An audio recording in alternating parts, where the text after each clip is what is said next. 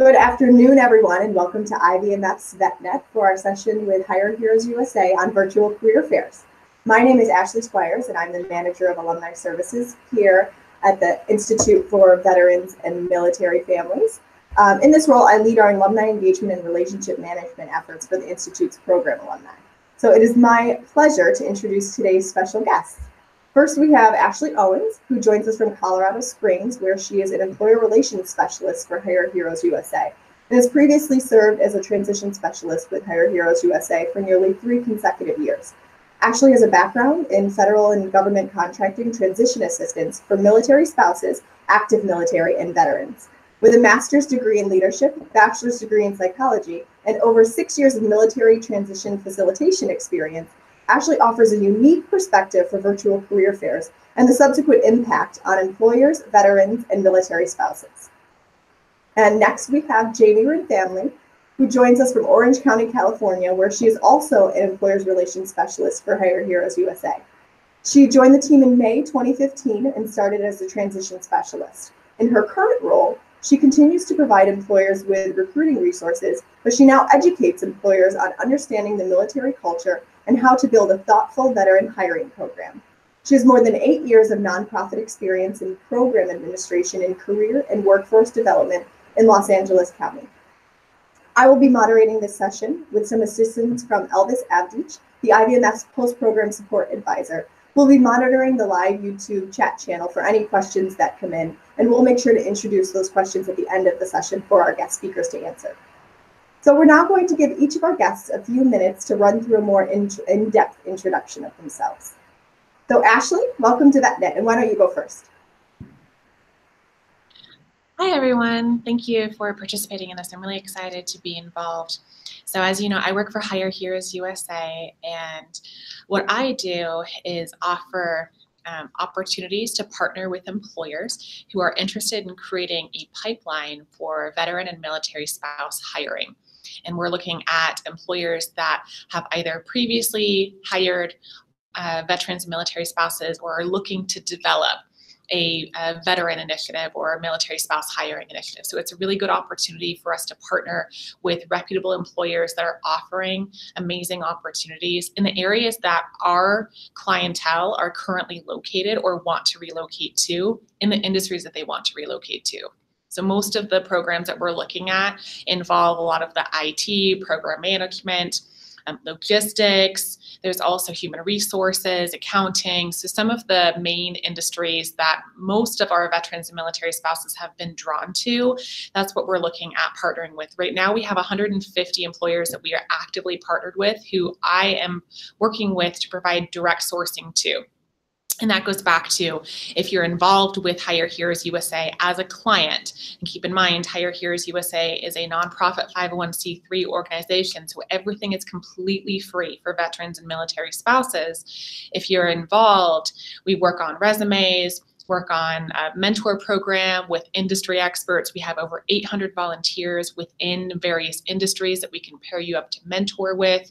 We do some mock interviews, optimize LinkedIn profiles, and then we have a unique program that I happen to be a part of, and that's where we are presenting resumes from our clients to these 150 prospective employers to pair our clients up with the right opportunity, looking at holistic fits. So that's a little bit about what I do with Hire Heroes USA and how, if you're involved, what it would look like in terms of working with our department. Thank you, Ashley. And Jamie, thanks for joining us today as well. And why don't we move next to you? Hi, everybody. Thank you, Ashley, for giving me a nice introduction. I wanted to add a little bit because I think if you read my profile or visited my LinkedIn, everyone would be wondering, why does she get into helping veterans? And it's a long story short.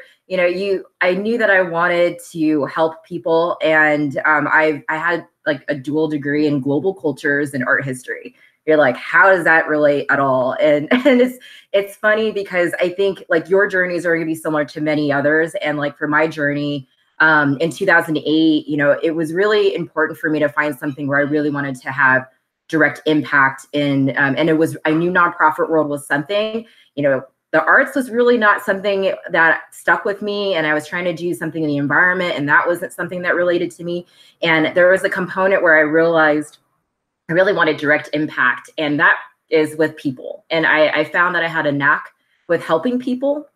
Who would have thought that being friendly and actually listening to people is a very good soft skills trait to take with you in other careers. And so like that actually took me into workforce development. And I realized in 2008, and I don't know if you all have that perspective, but there was mass numbers of people coming back from service. And that was an alarm for Department of Labor, EDD. They were like, we need to create more grants and support more of these opportunities. So nonprofit partners and organizations were collaborating together. We have a unique partnership with IVMF. These were starting to happen in 2008, and they were like, we need to help vets. And that's how I started helping vets. I started counseling them. I started, working on grants to expand our services, and I had the opportunity to learn more about the military culture. And it's one of the most diverse groups that corporations and companies acknowledge. And I acknowledged it. And the only thing that's been the problem with it is that I think people don't know what you've done because it's in its own isolated area where not a lot of corporations are commingling and working together. And so long story short, what ended up happening was that I wanted to share your story. And my goal is to uncover, what you're capable of doing and helping corporations see that by educating them with, if I have a platform, my goal is to do, corporate trainings where I can teach them, hey, this is what you'll get if you hire a vet. This is what you should do when you try to keep them on board for more than 1 year. So my goal is to get them to see beyond the surface and get rid of that checklist of things that they need to do in order to get you hired. And needless to say, that kind of leads into events that we host, and we do virtual career fairs, and that's one of the things I manage alongside with our assistant program manager. And we look at the job board as recruiting resources, but the virtual career fair is now a new space for all of you to start looking into, especially if you're abroad. That's great. You don't have to come into an in-person job fair. But if you've never done an in-person job fair, this can be extremely intimidating. And today, Ashley's and I will be sure to break it down and deconstruct it so that you can see how easy it is to go through the process of a virtual career fair, and then also what you need to do to take it seriously. Like, you need to do prep work for these events, and we're going to definitely, show you, what you could do to get ready. Thanks, Jamie. And thank you, Ashley, as well for your introduction. So we're now going to spend the next around 20 to 25 minutes or so allowing our guest speakers today to answer a series of prepared questions on virtual career fairs. So for those of you viewing the live session through the YouTube broadcast, please feel free to use the chat feature on the right side of the viewing pane to enter in any questions that you may have for our guest speakers. And then at the end of the prepared questions, we'll make sure to introduce as many as we can. So Jamie, let's start with you, just because we ended with you. So can you start by walking us through how a virtual career fair is set up? Yes, definitely. We've worked with a partner, so I can kind of explain how we do it with one of our partners, Career Eco.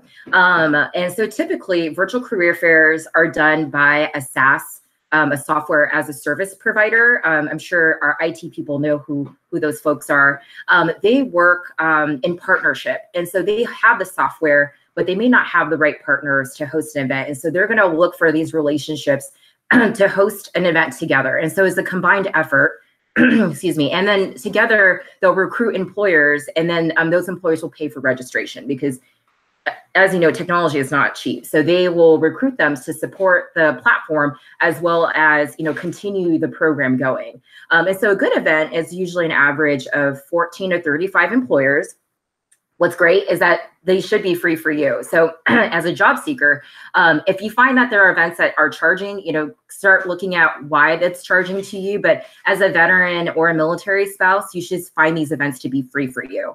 And what you can do on this platform. So it's kind of like, I always use LinkedIn as a great perspective. You can go in and create your profile. The employer can and the job seeker can. And depending on how the platform works, you can actually market interested. So if you're like Facebook and you like your little photos, you can do the same thing with liking an employer. And so you're expressing an interest. And then the employer on their profile, like a job announcement, they will list the opportunities that they're specifically there recruiting for. So you get that information ahead of time. So this is all information out in the open, and it's just you to look at it and to review it. And so each employer, so if there's like 14 or 35 employers, that means all of them have a table, which is usually like a chat room. And in that chat room, there's either one recruiter or multiple recruiters, or recruiters coming at different times, depending on the time zone. But they can see when you enter in that chat room. So you can go in, and then it'll just have a door open like AOL, and they'll hear that ring. And that's when you're going to be noticed that you're in the chat room. And so they have the opportunity to directly message you or to talk to you in the actual room. And they have the ability to do video presentations, and even, call you directly. So if they really liked you, they can just chat with you and say, hey, I would love to get you on the phone call. So there's lots of different ways that you can connect with them, but initially it starts with the chat room and them initially seeing you and typing their communication to you. So if you're a job seeker and you're like, there's 14 to 35 people, there's going to be a lot of people you can talk to. What's great about the platform, it allows you to open multiple chat rooms in different tabs. That's how Career Eco does it. And then anytime that someone's chatting with you or there's activity, it'll start blinking. So it's kind of like an instant messenger will just tell you that someone is trying to talk to you. When the event is over, employers can follow up by sending emails to you. They'll get like a nice opportunity to get everything collected into a spreadsheet of all the people who expressed interest, the whole transcript. So be sure you know what you're saying on those chat rooms, because they'll get an actual record of the transcripts of the conversation. And then if you submitted your resume, they can actually get a collection of the resume into a nice little lookbook of all the interested candidates. Great, thanks so much. And Ashley, let's now move over to you. Can you talk a little bit about what are the benefits of attending a virtual career fair? Yes, absolutely. I think one of the most notable benefits of attending a virtual career fair is the convenience factor for both parties or all parties involved. The fact that the employer and the employment seeker does not have to worry about the logistics of the location, of having to travel, worry about parking, worry about how many people are going to be there. With typical in-person career fairs, you have the noise factor that you have to consider. It can be very overwhelming. It can be very loud for anyone, but particularly if you don't really like big crowds. And so that can create a little bit of a difficulty when you're trying to communicate effectively with an employer that you hope to, at some point, be able to develop rapport with. So the virtual career fair platform allows a lot more of that ease when it comes to being able to communicate via chat forums, to be able to go offline and correspond directly with the employer. And so it's a really great opportunity to be exposed to those prospective employers. In a typical in-person career fair, you're looking at talking to maybe 5 to 7 employers within a 6-hour time frame if you're doing it right. That means standing in the long lines, waiting to hand off your resume, having the handshake, the eye contact, developing what you're going to be presenting, not just with your words, but also with your body language. And so it can take a lot more time in those standard typical in-person career fairs, whereas the virtual career fairs, you're able to have those dedicated chat forums where you're able to think about what you're going to say, type it out, maybe edit if need be, and then submit. And so it allows someone who perhaps is a little bit more analytical to be able to take a moment, reflect, and then submit an answer. It's also important to know that virtual career fairs can be created according to the industry at hand.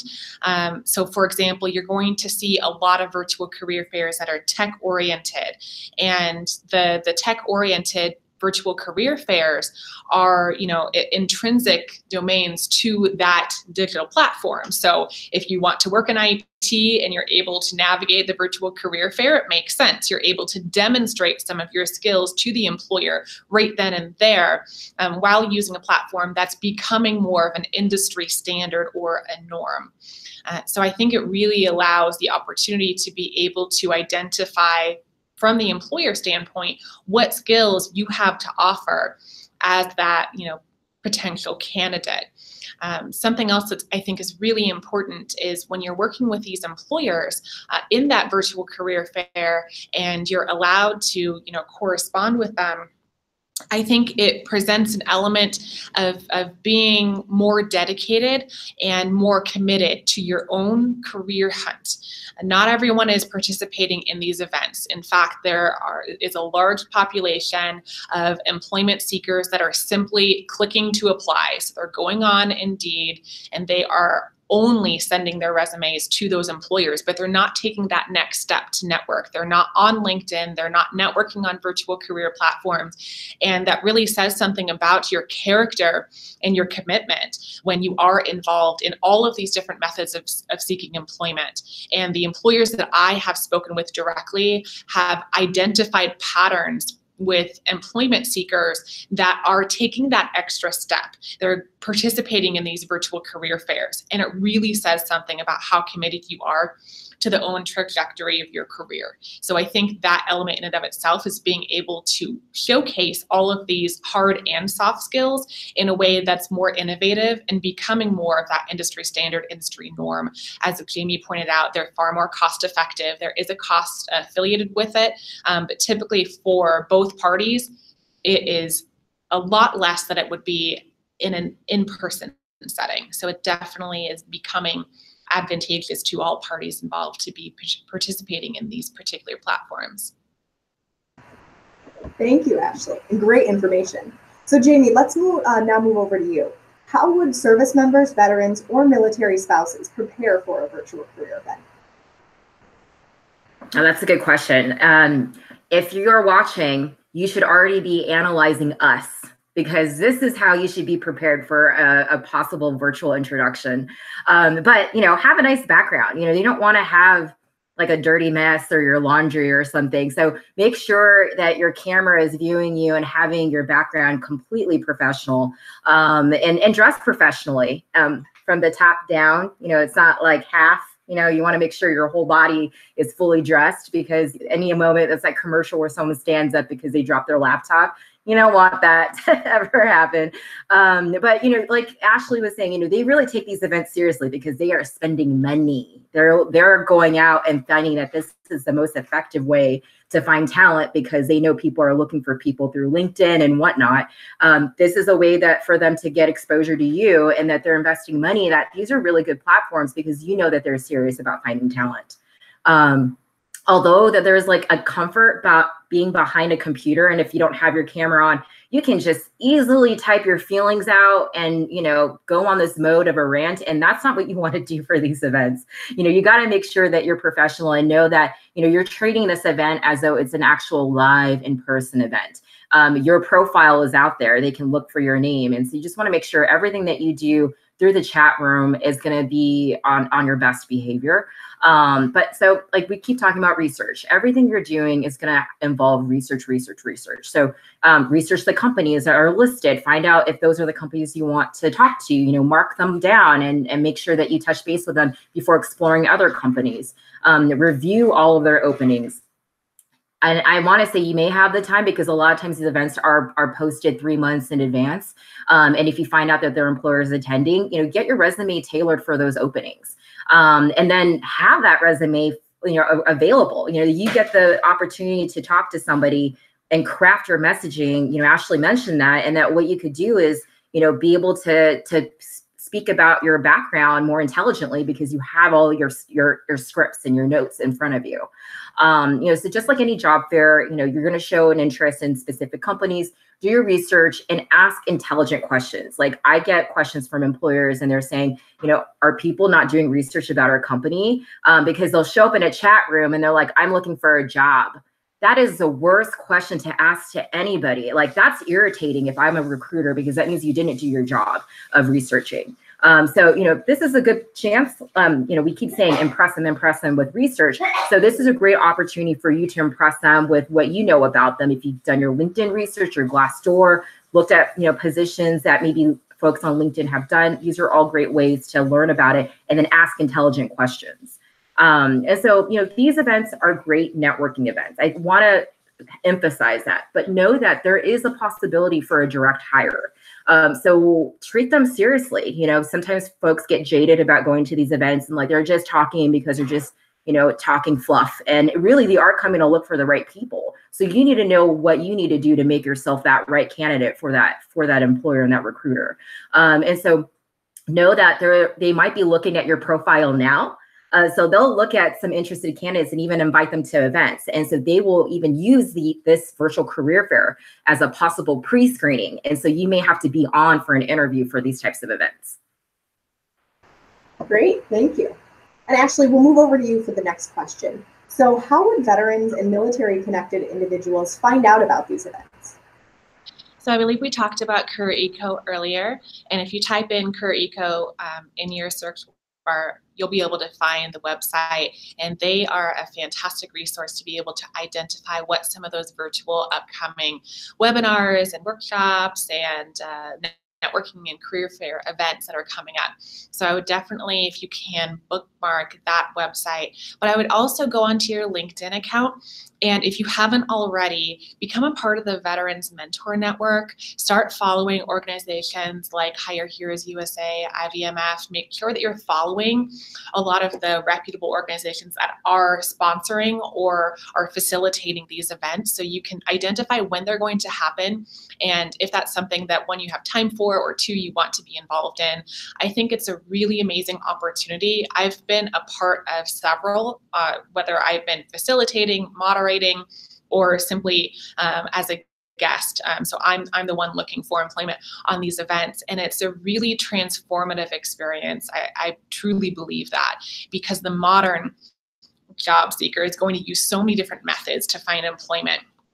And I think it's important to stay, you know, somewhat abreast on what is popular, what is going to work for you, and test it out to identify, you know, if that platform is really going to help you gain that information. But there's a number of ways to be able to find out about those events. Hire Heroes USA is going to facilitate 13 events for 2019 alone, from virtual career fairs to virtual webinars, virtual workshops. It's something that we have found is a platform that works for the vast majority of our clients and our partnered employers. And it's a great opportunity to find out more info about a prospective employer, to be able to network with them.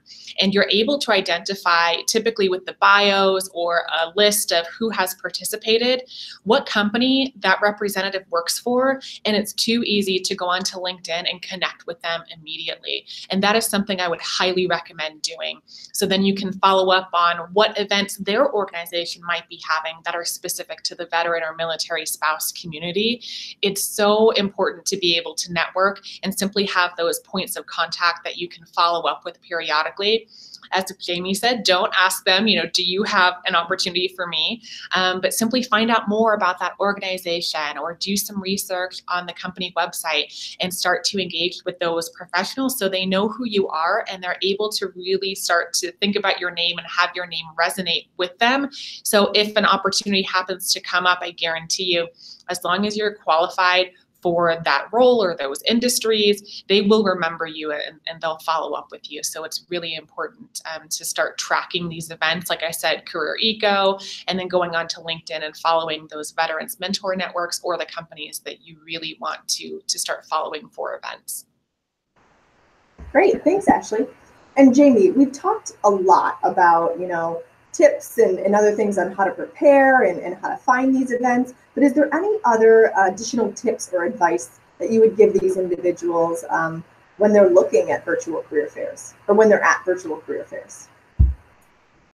Yeah, I know we scare everybody with research. And I think I want you to just to think about it in perspective. You know, like LinkedIn, you get to connect with as many people, like, oh, I'm so popular, I got like thousands of people. Like, can I really talk to thousands of people?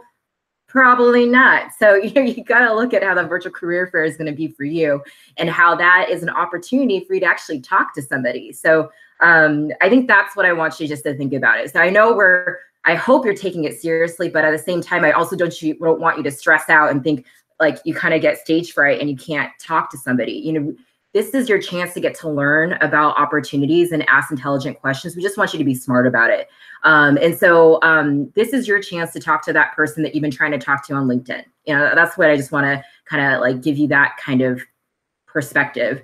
And then for veterans specific career fair, virtual career fairs, I think there's again, you think there's like gatekeepers, right? So if you got a recruiter that's joining an event and you're experienced with recruiters that they never follow up, know that they're talking to tons of candidates. And if they're going to a virtual event and also in-person events and then talking to you about, having an interview with the hiring manager, they just got a lot of juggle. And I think that just make sure that, just a little patient, be as, thoughtful of like saying, hey, I'm still here and I'm still interested. Those are like great ways to just ping them. And so they are going to be your advocate. I hate to say it so crudely, but don't piss off the recruiter. You just want to make sure they like you. They're creating a pool of candidates. And if they really like you, they're going to be your coach when they start like referring you over to the hiring manager at the company. So there you can not only, you're going to have to impress them, but at the same time, ask intelligent questions. So maybe you can do all the research you can and there's still gaps and you're like, I don't know there's no information about this. Ask the recruiter who's working with you. They are going to be your advocate because they want to increase the diversity at the company with more veterans and military spouses. I always joke around about just online and chatting. Okay, just know your professional etiquette. You'll be aged really quickly if you say LOL, OMG, shake my head. Just eliminate all the emoticons and the fact that you can have that on your keyboard. Just get rid of that. Remember, you're talking to them in a professional setting. And so I guess the last point, I keep talking about taking doing research, but take notes. So if you are in this live session and you're talking to a recruiter, I always get nervous that information may not be saved. So take notes, copy paste it on a Word doc or just write out your notes when you're talking to someone. Those are going to be great opportunities for you to have information to follow up because it means that you're engaged and interested. Great, thanks, Jamie. And Ashley, I'll throw the last question over to you. So what about follow-up? We've talked a lot about preparing for them and what to do at them and how to find them, but what should individuals look out for following up? Well, first of all, definitely follow up. Not everyone does, and it makes a monumental impact. Typically, these representatives from the organizations, whether they be recruiters or hiring managers or within human resources, whatever their capacity, they have a lot of different things going on at once. And sometimes they do need to be reminded. You want to follow up with them within 48 hours of that first interaction via email, simply to send them a thank you. Thank you for conversing with me.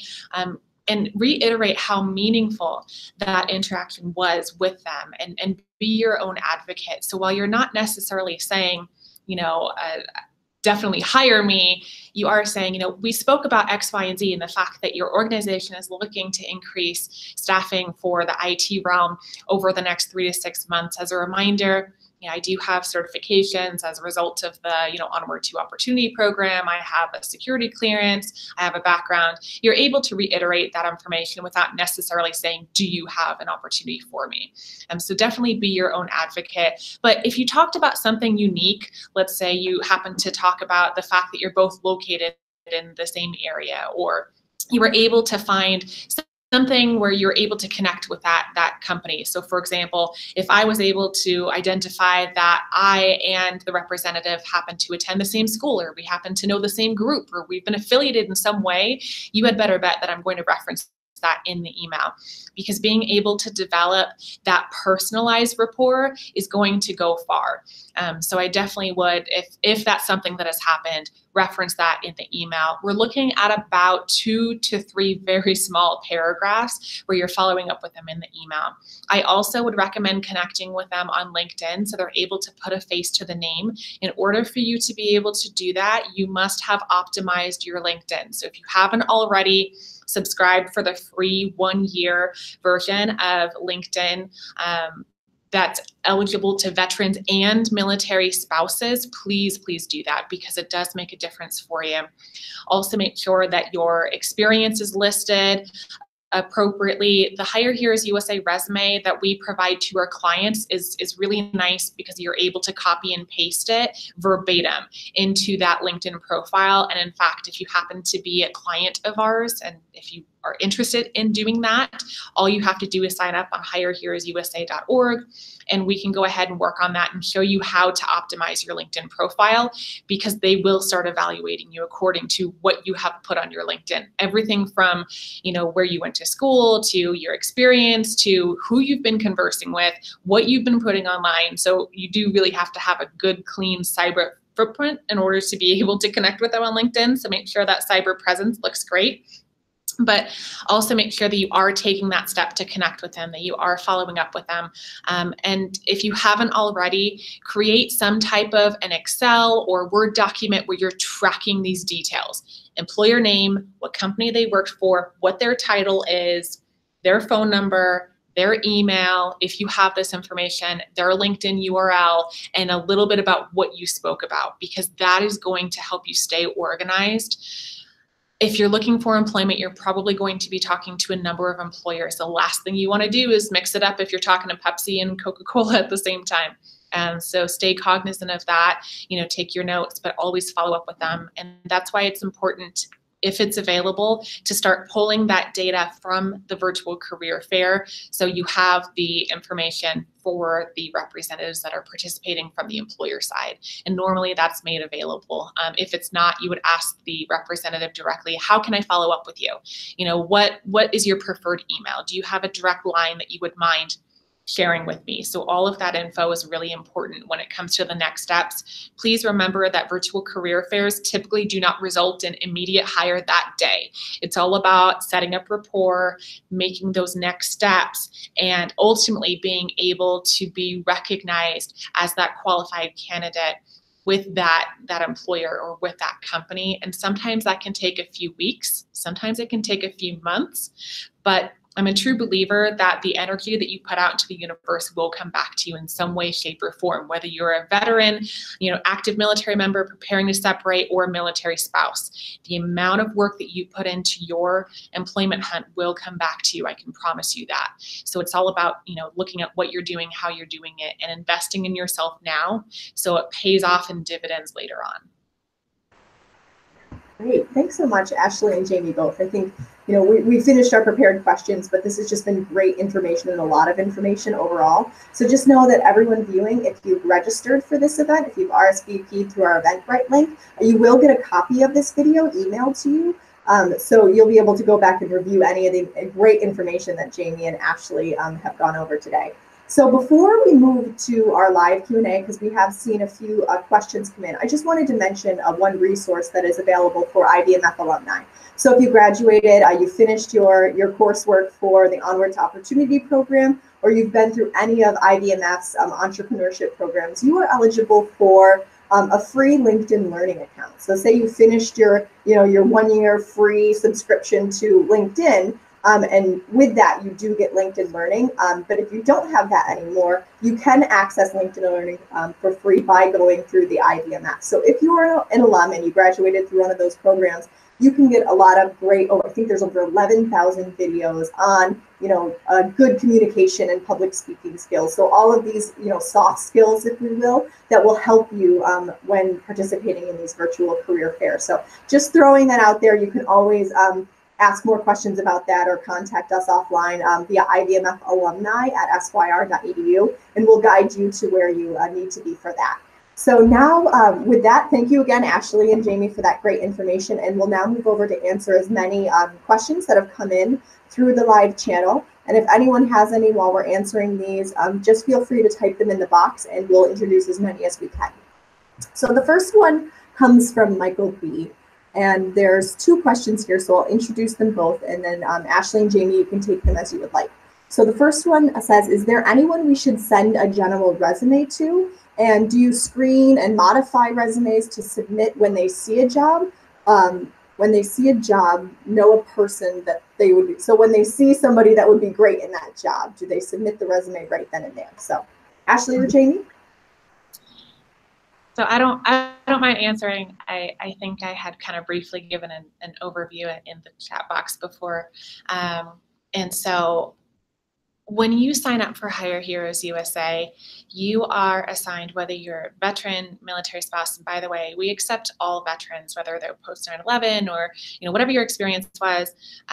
Please feel free to sign up for our services. Same for military spouses. You do not have to be an active military spouse. You could be a spouse of a retiree or a spouse of someone who has served, a few years ago. So when you sign up, we assign a career mentor. They're called a transition specialist, and that person is providing direct personalized services with all of the veterans and military spouses. One-on-one is all over the phone and through email, but within about the first 7 to 10 business days of working with that Hire Heroes USA representative, you're going to end up with a professionally written resume. So the resume that you're going to submit, maybe you already have one, maybe it was from a transition class that you took when you were leaving the military, what have you. You can bring that resume, submit it when you sign up for our services, and we will go through every single part of that resume. I used to be direct client facing before I came into this role. And backstory, I actually used to facilitate the TAP classes years ago for 3 years. And so I'm pretty familiar with some of the transition resources that are out there and what those classes look like, and then how Hire Heroes USA offers that supplement. So it's not necessarily one person to class of 50, it's one-on-one. And most of our career mentors are certified resume writers, and that allows them to go through every part of the resume and translate all of the military jargon or info that isn't necessarily an industry standard. Let's say a military spouse provides a resume and it highlights information about being a caretaker and so forth. We're looking at all of that data and what your desired industry is going to require according to 2019 industry standards. And we're revising those resumes on your behalf, sending it back to you for review. And at that point, you would be able to modify if there's anything that we articulated in a way that perhaps you wouldn't say, or if there's any info that we need to continue to refine. But that process allows you to have a resume that's been 100% screened. Every single line, every single word has been vetted by someone who's very, very familiar with resume writing and has validated that the resumes that we are putting out have been really critical in helping veterans and military spouses get hired. We've been able to verify over 30,000 veterans and military spouses have got hired based off of this product so far. And so once you have that resume that's been reviewed, revised within about that 7 to 10 business day window, then you have a resume that's already crafted towards the industry at hand that you want to go into. When it comes to my team and what we do, because I think that question alludes to, would we be submitting the resume on your behalf if we find a vacancy with one of our partnered employers? And we do, according to the criteria that you meet. So for example, if we have an employer that happens to be looking for a project manager who is certified, maybe has a degree and has a clearance, we're able to identify that data and we're looking through our system. And so it's very possible that in that case, if you meet that criteria, we would absolutely send your resume forward if they're hiring in a location and at a salary that you've already indicated you would be interested in. So right now, to date, as of 2018, we were able to connect over 2,000 interviews with our partnered employers and our candidates as a result of sourcing those resumes. So absolutely, we would be able to do that. It does depend on the industry. We can't guarantee that you are going to be selected. Let's say you happen to be an architect. That isn't necessarily going to be as demanding as the IT, PMP, human resources, and so forth. But I can promise you that if you're looking at something like operations or logistics, for example, we have a number of employers ranging from Amazon to Citibank to I know we're working with a lot of government contractors, CACI, for example, that are really actively interested in hiring veterans specifically according to your skills, but also according to your character. And then we also have a military spouse program that we recently renovated, and we're working with employers that specifically want to hire military spouses. And in fact, employers that are looking at hiring remotely or allowing, work from home type of scenarios. So it's a really good opportunity for military spouses then to come into our system and have us start doing sourcing for remote or virtual opportunities where you're able to take your role wherever you move. So I hope that addresses some of those concerns. Great, thanks, Ashley. The next question that came in says, how do we as qualified service members get snagged up by companies when they see qualified experts coming through the pipeline? Ashley, Jamie, you want to take that one?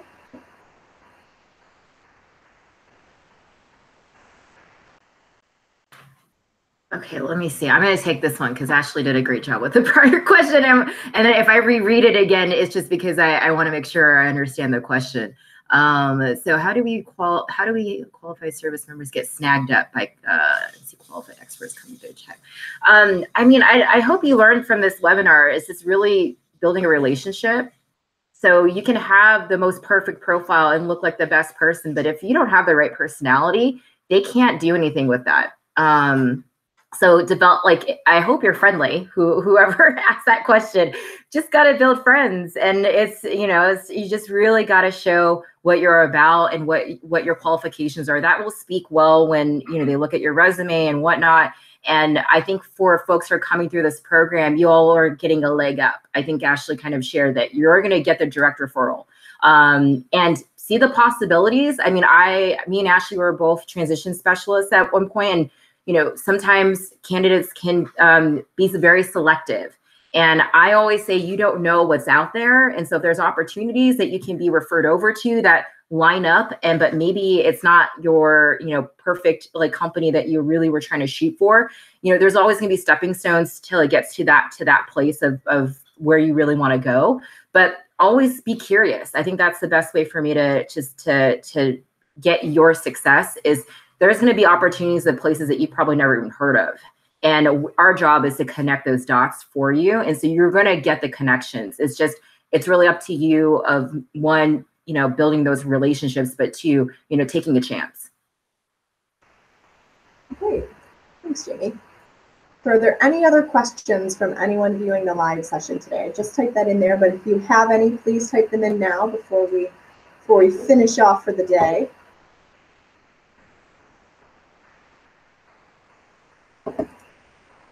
All right, so I'll go ahead because if there are any additional questions, you can email us at ivmfalumni@syr.edu, and we can connect you to Ashley or Jamie to get specific questions related to Hire Heroes USA answered as well offline. So thank you, Ashley and Jamie, again for your time and excellent insight this afternoon. And Elvis, thanks for help monitoring the live YouTube chat channel. So for everyone viewing the live session, we will post this webinar to the IVMS VetNet page for future viewing access. So in the event you know someone who missed this session and would benefit from seeing it, or if you just want to go back and review it, please feel free to share it. I will also be sending a recording and the link to everyone who RSVP'd. I know I mentioned that before, but in addition to that archived link, I'm also going to be sending out a short survey. This survey is very brief, but it really helps us plan future content and make sure we're providing you webinars that you want to participate in. So please, I ask you that you please fill out that survey and watch the link as well. So be on the lookout for our next VetNet webinar at the end of February. We normally promote these in the monthly newsletter. So our goal is to hold these sessions twice a month, so make sure you check back for future VetNets. Again, thank you everyone for joining us today and have a great week.